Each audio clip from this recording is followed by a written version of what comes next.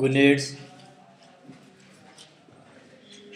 Gonads को दो हिस्सों में डिवाइड किया गया है। इसके एक हिस्से को ओवरी और दूसरे हिस्से को टेस्टिस का नाम दिया गया। ओवरी में कौन कौन से हार्मोन्स खारिज होते हैं, क्या क्या करते हैं, इनको स्टिमुलेशन कहाँ से कैसे मिलती है। ओवरी के अंदर जो मेन हार्मोन हैं उनमें से एक को एस्ट्रोजन और दूसरे को प्रोजेस्टेरोन कहते हैं। Estrogen is secreted by the ripening follicles. जब फॉलिकल्स पक रहे होते हैं, राइपनिंग कंडीशन में जा रहे होते हैं, तो उनसे एस्ट्रोजन हार्मोन खारिज होता है। एंड इन मैनी स्पीशीज़, और बहुत सारी ऐसी स्पीशीज़ भी हैं, by interstitial cells of the ovary, कि ये जो ओवरी के अंदर सेल्स होते हैं जिनको इंटरस्टिशियल सेल कहते हैं, उनसे भी एस्ट्रोजन हार्मोन खारिज होते हैं। whose development has been initiated by follicle stimulating hormones from the pituitary। ये फॉलिकल रैपनिंग सेल्स या इंटरस्टिशियल सेल्स कब एस्ट्रोजन हार्मोन खारिज करते हैं? जब पिट्यूटरी ग्लैंड से फॉलिकल स्टिमुलेटिंग हार्मोन आके इसको इनिशिएट करता है। सही है, follicle stimulating hormone pituitary gland से आता है और आके जो फॉलिकल के सेल्स होते हैं या इंटरस्टिशियल सेल्स होते हैं उनको आके स्टिमुलेट करता है और वो एस्ट्रोजन हार्मोन पैदा करना शुरू कर देते हैं। एस्ट्रोजन हार्मोन जो है ये करता क्या है? Estrogen bring about the development of the secondary sexual characters in female। ये फीमेल्स के अंदर जो सेकेंडरी सेक्सुअल करैक्टर्स हैं उनको डेवलप करता है। कौन कौन से सेकेंडरी सेक्सुअल करैक्टर्स हो सकते हैं? औरतों की छाती का उभर आना, चेहरे पे बालों का ना आना, आवाज़ का बारीक रहना, ये सारे जो हैं ये सारे सेकेंडरी सेक्सुअल करैक्टर्स कहलाते हैं। और इसके अलावा काज the thickening of the uterine वाल, जो यूट्राइन की वाल होती है, जो यूट्रस वाल होती है जिसको हम रहम कहते हैं या बच्चादानी कहते हैं, इसकी जो वाल है ये मोटी हो जाती है। मोटी होने का मतलब है कि ये प्रेगनेंसी के लिए डेवलप होती है। At a point during the oestrous or the menstrual cycle, ये वो पॉइंट है जो ओस्ट्रियस साइकिल होता है बाकी मैमल्स में, मैमल्स की फ़ीमेल में, और इंसान की जो फ़ीमेल है, ह्यूमन की फ़ीमेल, उसमें मेंस्ट्रुअल साइकिल होता है। ये उसकी तैयारी कर रहे होते हैं, मतलब यूट्राइन वाल थिक हो रही है, मोटी हो रही है, तो इसका मतलब है कि ये इस साइकिल के लिए क्या हो रहे हैं, तैयार हो रहे हैं। Exert a positive feedback which result in the sharp rise in the luteinizing hormone output by the pituitary. और इसका एक फीडबैक ये भी है कि इसके बढ़ने से ल्यूटिनाइजिंग हार्मोन की आउटपुट जो है वो भी बढ़ जाती है, जो कि पिट्यूटरी ग्लैंड से पैदा होता है। ल्यूटिनाइजिंग हार्मोन कहाँ से पैदा होता है?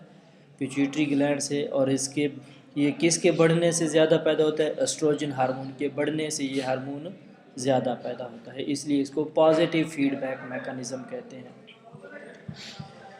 दे आल्सो aid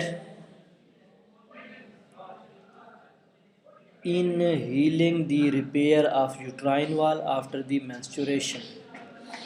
जब menstrual cycle चलता है, जो थिकनिंग हो चुकी होती है यूट्राइन वाल की, वो सारी डिस्ट्रक्ट हो जाती है, टूट जाती है और बॉडी से बाहर आ जाती है, तो वहाँ पे जो ज़ख़म बन जाते हैं उनको दोबारा हील करना, उन ज़ख़मों को दोबारा सही करना, ये इसी हार्मोन के ही ज़िम्मे है।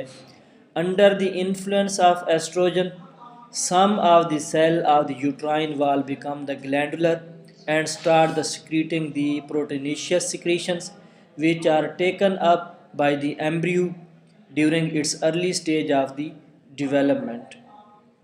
और एस्ट्रोजन की मौजूदगी में ही यूट्रन के कुछ वाल जो होते हैं वो प्रोटीनिशियस सिक्रीशंस करते हैं। प्रोटीनिशियस सिक्रीशंस का मतलब है कि प्रोटीन्स खारिज करते हैं। इन प्रोटीन्स की वजह से एम्ब्रियो की जो डेवलपमेंट है, जो अर्ली स्टेजेस हैं, उनमें मदद मिलती है उनको। Deficiency of the sex hormones, और अगर इन हार्मोन्स की कमी हो जाए for one reason or another, किसी भी वजह से इन हार्मोन्स की अगर कमी हो जाए, leads in the young of the failure to mature sexually, तो जो यंग वंस होते हैं वो प्रॉपर तौर पे सेक्शुअली कंडीशंस में मैच्योर नहीं हो सकते, ना तो प्रॉपर मेल बन सकते हैं और ना ही प्रॉपर फीमेल्स बन सकती हैं। And sterility in the adult, और अगर अडल्ट्स में इन हार्मोन्स की कमी हो जाए तो फिर उनके अंदर फर्टैलिटी जो है वो ख़त्म हो जाती है, उसके बजाय स्टेरिलिटी हो जाती है। स्टेराइल कहते हैं बंजर को, मतलब वो औलाद के काबिल नहीं रहते, और इसका उलट है फर्टैलिटी, जिसको हम जरखेज़ कहते हैं। सही है, तो ये स्टेराइल हो जाते हैं। अडल्ट्स में अगर सेक्स हार्मोन्स की कमी हो जाए तो वो स्टेराइल कंडीशन में चले जाते हैं। दूसरा इसका पार्ट है प्रोजेस्टेरोन, दूसरा hormone produced by the ruptured follicles in response to luteinizing hormone from the pituitary. Pituitary gland से ल्यूटिनाइजिंग हार्मोन पैदा होता है। इसकी वजह से फॉलिकल्स के सेल जो हैं वो रैप्चर होते हैं, टूटते हैं। फॉलिकल के सेल के रैप्चर होने की वजह से ओव्यूलेशन होता है, एग खारिज होता है ओवरी से और चला जाता है फ्लोपियन ट्यूब में। तो जब फॉलिकल के सेल्स जो रैप्चर होते हैं, इनके रैप्चर होने की वजह से प्रोजेस्टेरोन हार्मोन जो है ये पैदा होता है।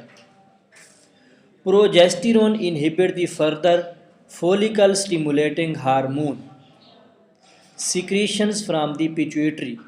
फिर जब प्रोजेस्टेरोन हार्मोन पैदा होता है तो ये पिट्यूटरी ग्लैंड को मैसेज भेजता है कि फॉलिकल स्टिमुलेटिंग हार्मोन पैदा करना बंद कर दे, दस preventing the more follicles from the ripening. इसलिए फिर ज़्यादा फॉलिकल्स जो है वो राइपनिंग कंडीशन में नहीं जाते, मज़ीद फॉलिकल सेल्स जो है वो रुक जाते हैं, अपना काम करना फ़िलहाल बंद कर देते हैं। It is also affect the uterus. ये प्रोजेस्टेरोन हार्मोन जो है ये यूट्रस के ऊपर भी अफेक्टेड होता है। कैसे अफेक्टेड होता है? Causing the further thickening and vascularisation of its wall and other areas of the female body. ये फ़ीमेल बॉडी को थिकनिंग भी करता है और ख़ुसूसन यूट्रस की जो वाल होती है उसको थिकनिंग करता है और उसके अंदर मज़ीद खून की नालियाँ पैदा करता है, वेस्कुलराइजेशन करता है, मज़ीद उसके अंदर नालियाँ पैदा करता है, वेसल्स पैदा करता है, और फीमेल की बॉडी के जो दूसरे पार्ट्स होते हैं उनको भी थिकनिंग कंडीशन में ले आता है। Repairing it for maintaining the state of pregnancy, मतलब ये है कि ये हार्मोन फीमेल की बॉडी को प्रेगनेंसी स्टेट करने में, मेंटेन करने में मदद देता है। इट्स सुप्रेसिस ओव्यूलेशन, जब ये सुप्रेस हो जाता है तो ओव्यूलेशन हो जाती है। ओव्यूलेशन का मतलब है एग खारिज होता है। इसका एक फ़ायदा ये भी है, that is why it is the major constituent of the birth control pill. Birth control pill जो होते हैं उसको उनमें ज़्यादातर यही हार्मोन जो है वो इस्तेमाल किया जाता है। बर्थ को कंट्रोल करना, बर्थ को कंट्रोल करने वाली जो पिल्स होती हैं, जो गोलियां होती हैं, जो टैबलेट्स होती हैं, उन गोलियों के अंदर ज़्यादातर जो है यही प्रोजेस्टेरोन हार्मोन पाया जाता है, जो प्रेगनेंसी को कंट्रोल करता है, जो बर्थ को कंट्रोल करता है, यानी कि बच्चे को अपनी पैदाइश से पहले ज़ाय नहीं होने देता। गुनेड्स का दूसरा पार्ट है testis. The testis consist of many coiled seminiferous tubules where the spermatozoa develop, and between the tubules regions of the interstitial cells produce the gonadal hormones called the testosterone and 17 beta hydroxytestosterone। इसका मतलब ये है कि testis के अंदर बहुत सारी मुड़ी हुई नालियाँ होती हैं, कॉइल्ड नालियाँ होती हैं, जिनके अंदर स्पर्मेटोजोआ पैदा होता है। और इसके अलावा टेस्टिस के अंदर इंटरस्टिशियल सेल होते हैं जो गोनेडल हार्मोन्स पैदा करते हैं। कौन कौन से हार्मोन्स? टेस्टोस्टेरोन और 17 बीटा हाइड्रोक्सी टेस्टोस्टेरोन। ये दो हार्मोन्स कहाँ पैदा होते हैं? ये टेस्टिस के अंदर पैदा होते हैं। After the initiation of development, sex organ in the foetus produce them. जब बच्चा अपनी माँ के पेट के अंदर डेवलप हो रहा होता है, बन रहा होता है, और उसके सेक्स आर्गन बन जाते हैं, मतलब कंफर्म हो जाता है कि ये मेल है या फीमेल है, तब से ये हार्मोन काम बनना स्टार्ट हो जाते हैं। And their level rises Fairlie, और फिर इनकी मिकदार आहिस्ता आहिस्ता बढ़ती रहती है, कंसिस्टेंटली अनटिल पबर्टी। और कब तक? बच्चे के बालिग होने तक इन हार्मोन्स की मिकदार जो है वो आहिस्ता आहिस्ता बढ़ती रहती है। After puberty, the supply of luteinising या interstitial cell stimulating hormones and therefore the level of the testosterone remain constant. लेकिन जब पबर्टी हो जाती है तो फिर इन हार्मोन्स की वजह से टेस्टोस्टेरोन का जो लेवल है वो क्या हो जाता है? एक कांस्टेंट कंडीशन में आ जाता है। In the foetus it initiate the development of the sex organ. बच्चों के अंदर जो बच्चे डेवलप हो रहे होते हैं उनके अंदर ये हार्मोन सेक्स आर्गन की डेवलपमेंट का काम करता है। और एट पबर्टी, और जब ये बच्चे अपने माँ के पेट से बाहर आ जाते हैं, दुनिया में आ जाते हैं, तो फिर ये हार्मोन क्या करता है? जब बच्चे बालिग हो जाते हैं, at puberty it brings about the development of the male secondary characters and promote the sex drive. तो फिर ये बच्चे के जो बच्चा मेल कंडीशन में आता है, मेल होता है, जब वो बालिग होता है तो उसके अंदर ये हार्मोन सेकेंडरी कैरेक्टरिस्टिक्स पैदा करता है। मींस कि उसके चेहरे पे बालों का आना, उसकी आवाज़ का भारी हो जाना, उसकी डेल डोल मर्दों वाली हो जाना, ये सारा जो है इसी हार्मोन्स की वजह से होता है। और उसके अलावा जो उसका सेक्स ड्राइव है, उसकी जो जिन्स है, मर्दाना जिन्स है, इसको चलाना भी इसी हार्मोन का ही काम होता है। The castrated male fail to develop. Castrated male, जिनको हम ट्रांसजेंडर कहते हैं, जो ना तो मेल की कंडीशन में आते हैं ना ही फीमेल कंडीशन में आते हैं।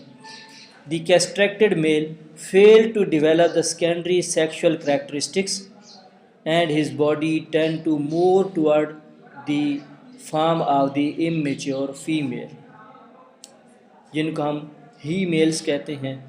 तो ये इनके अंदर जो सेकेंडरी सेक्सुअल करैक्टरिस्टिक्स होती हैं ये कम होते हैं, और इनकी बॉडी स्ट्रक्चर जो है वो ज़्यादातर फ़ीमेल से मिलता जुलता है। उनकी बॉडी की जो कंडीशन है वो ज़्यादा फ़ीमेल से मिलती जुलती है। तो ये इसी टेस्टोस्टेरोन हार्मोन की कमी की वजह से होता है।